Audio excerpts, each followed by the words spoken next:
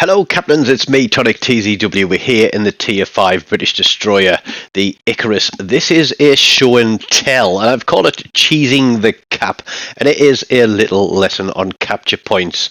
Now, I know we all like to see big games with huge damage and loads of medals, and everybody loves to watch those and see how awesome everybody is at playing the game. I also share some of my bad games as well as a lesson to be learned from, and this one is going to be a lesson in how to make the most out of capture points. We're here on Warrior's Path.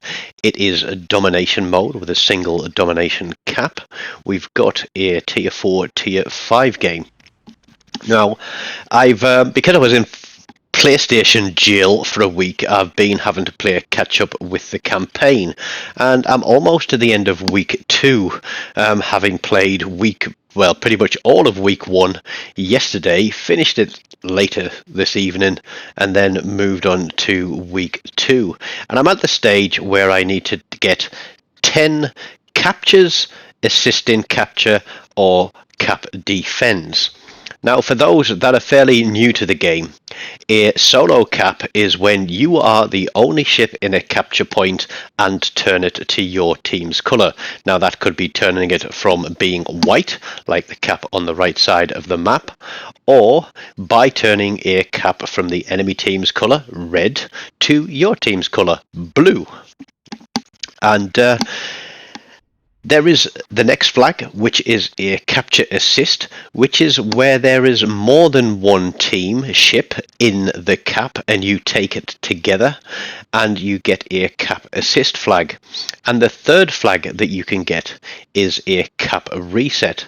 That is when there is an enemy ship in a cap that is your colour or white, and they are accumulating capture points, and if you shoot them and hit them, then you get a green flag, which is a capture reset.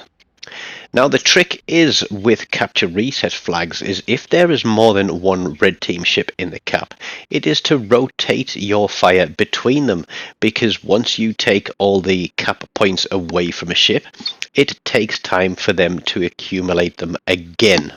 So don't keep shooting at the same ship unless it is the only ship in the cap, and then give it a few seconds between your salvos to allow him to pick up some capture points again before you reset him. This game, I decide that I'm going to play for the mission. I'm going to play for the win, but I'm also going to play for the mission. So what I want to do is I want to let red team push down onto our home capture point. Now, I know that sounds a little bit ridiculous, but there is a very valid reason for this, and I'm going to share it with you. It's a little trick that I use when we have to get cap flags, and that is you can get one solo cap if you are the only ship in. You can get one cap assist if you are sharing the cap with another friendly ship. But if you let an enemy ship spend long enough in the cap, you can get multiple cap resets from that ship, not just one. You can get 2, 3, or as is the case in this game, you can even get 4. There's a double cap reset on that ship there, the Renown.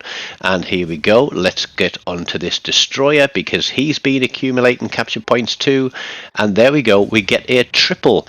So we need 10 to complete the mission. We're already on 5, and we're 3.5 minutes into the game, and that Renown has been picking up some points again, so we're going to try and get some shots across and reset him. But it looks like the battleship beat us to it there, so while he's on a reload, we are going to get it again.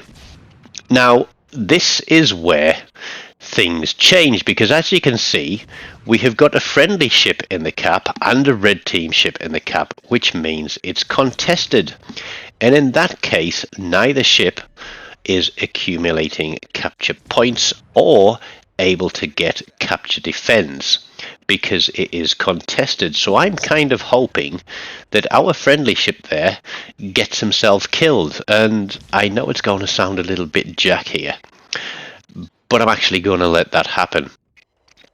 But in the meantime, we're going to stay on this renown. We're going to keep the shots on him, and we're going to have a very hungry Fuzo in this game who is going to pick up some cheap kills. And there we go. There is a kill from the Tiger, who is nearly dead himself, but the Destroyer is still on the cap. We've got a New Mexico pushing down, so we're going to put our torpedoes across there. No, he looks like he's going to slow down behind the island. There is the Destroyer, so can we get any more capture resets from him? I want him or the battleships to kill that Tiger so that the cap is no longer contested. I'm guessing that this guy doesn't really understand that he doesn't need to be in the cap to contest it. You can just keep resetting them, and it is actually very valuable towards your base XP score, and therefore it's also valuable to your credit earnings. So here we go, torpedoes out towards the New Mexico, and now the Tiger is coming away from the cap. You can see that it's being taken by red team again.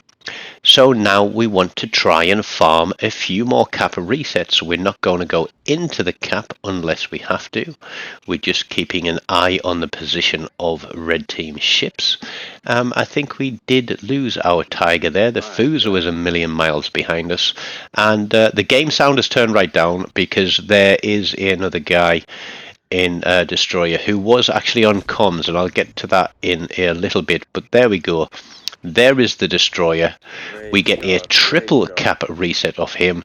We land 4 torpedoes, 2 floods on the battleship. That guy has run face first into the island, so I'm actually going to slow down now and just continue to farm this guy. There's another cap reset, and we'll put some more guns out there. He's fired, so he's within detection range. There's another cap reset, and then he's dead. But look at that, full salvo from that Fuzo at the back. Yeah, he's had plenty of time and opportunity to shoot at those ships, but it seems that the only time that his finger reaches the trigger is when there is something very, very low health. So perhaps he's on a mission to try and get some kills, and the only way he knows how to do it is to snipe them at the last second. But we know that New Mexico has damage control 2 floods. His damage control party should be off cooldown now, or about now, so we're gonna put some HE on him, and we're gonna try and get a fire. But the Fuzo gets a decent hit on him. The battleship seems to be looking towards me, so I'm gonna go in towards him and go skinny. We are going to keep firing though. We're going to slow down, come to a stop. We've got a smoke screen coming available. There's a fire, and as the Fuzo hits him again, that fire ticks him down and gives us another kill. Now we have 11 cap resets, so we've completed our mission and we're just on halfway through the game. So now we can switch and play for the win. The Congo is coming down, and this is about the time that Cobril there, who is in the Matsuki, and I'll say GG's to Cobril for being on comms and communicating and working together, and we did a job on this Congo. And it was really nice to have somebody on comms and be able to talk. I think he killed a Destroyer who tried to turn and torpedo him, and he came on the mic and say, what is it with destroyers who try to torpedo other destroyers? Why don't they just use their guns? So here we go, guns onto the Congo. He's obviously got some points on him. Can we get some more resets? Yes, there's a double. We'll stay on him. His guns are looking our way, but I think he's interested in the Fuzo that is behind me. So there we go. We're going away from it at the moment, but we're going to pull a 180 and go back in the other direction, because I've got no doubt that while he's behind that island, he's going to be accumulating some more capture points, and that means that we can get some more resets. So swinging round, He drops detection behind the island, and that's because Cobril there is dipped out of sight behind the other island, and he is heading for the red team cap to ensure that we can pick up a points victory in case we lose too many ships. But there we go. Congo has obviously just been reset. I'm going to get onto him again. There's one more reset and their fire. He is burning. And that one is ticking nicely. Is he shooting at me? Yes, he is. But there is another cap reset. We pop our smoke screen, and because he has fired his guns and is within smoke penalty range, it means that he will remain spotted even though I am in my smoke screen. He's now decided that he doesn't want to be part of this fight anymore, and he's going to turn around and run away. Blue team certainly do have the advantages here. Another cap reset to add to the tally, and we're going to stay on him, and we're going to light another fire on him. Come on, another fire. There we go. That is what I like to call a stick and tick, where we know he is damage controlled. That fire will eventually burn him out, but obviously because he's low health, everybody wants a piece of him. And the hungriest ship on the map today is going to be the Fuso, but again, it's going to be a last second 10 hit point kill for him, even though he's going to burn down. We pick up another cap reset to give us 18, and even though he's ticking, there we go, full send from the Fuso for his second kill of the game. Bravo, Fuso, that must have taken so much effort. You must need somebody to dab your brow for you. Okay. Now, what I will say is across there on the other side where Red Team have got the cap, there are two Dunkirks in division. And even though they're going to do reasonably well in this game, they have literally pulled in beside that island and been parked there for the majority of the game. And I had the unfortunate coincidence of meeting them in the very next game that I played, where they did exactly the same. They stuck together, they pulled in behind an island, and they fired at HE at only things that they could see. And the minute that you had to pop smoke to drop detection and reposition, everything disappeared on the map, even though, you know, they were there and ready to shoot at things. But it looks like one of them just lost a huge chunk of health. Now, one of them is a Dunkirk B, so I don't know if it was a new player that got lucky with a crate, but they're both playing the same ship. They're going to take care of that Britannia over there.